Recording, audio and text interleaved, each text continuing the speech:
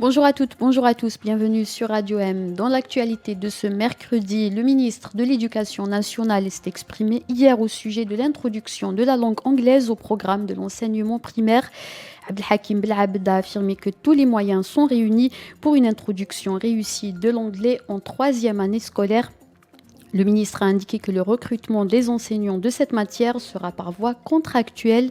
Les enseignants concernés bénéficieront d'une formation qualifiante de 15 jours avant de rejoindre leur poste. Rappelons que la rentrée des enseignants a été fixée au 31 août. La date de la rentrée des élèves n'a pas encore été fixée.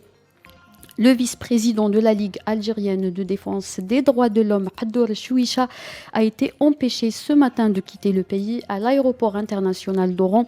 Haddour Chouicha accompagnait son épouse, la journaliste Jamila Loukil, qui allait prendre un vol vers Paris afin de participer aux travaux d'une session des droits de l'homme à Genève. Rappelons que Haddour Chouicha et son épouse Jamila Loukil sont en liberté provisoire depuis avril 2021. Ils sont accusés de complot contre l'autorité de l'État. Le président turc Recep Tayyip Erdogan a assuré que les mesures prises dans les relations entre la Turquie et Israël n'affecteront en rien le soutien d'Ankara à la cause palestinienne. Le président turc a fait ces déclarations lors d'une conférence de presse à Ankara avec son homologue palestinien Mahmoud Abbas. Ce dernier est en visite officielle de 3 jours en Turquie.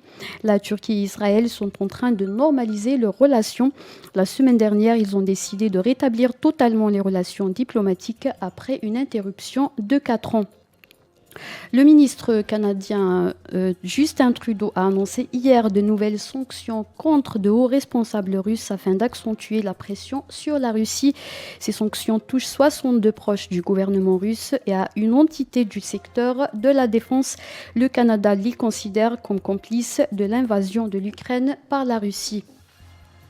Et on termine avec le sport. La sélection algérienne de natation a décroché 5 nouvelles médailles à l'issue de la 4e journée des compétitions du championnat africain qui se déroule actuellement à Tunis.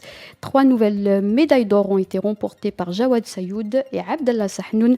Jawad Sayoud porte son total personnel à 9 médailles, dont 5 médailles d'or. L'Algérie se maintient à la 2e place au classement avec un total de 19 médailles, dont 8 médailles d'or. C'était la dernière information. On se retrouve tout à l'heure pour un autre flash.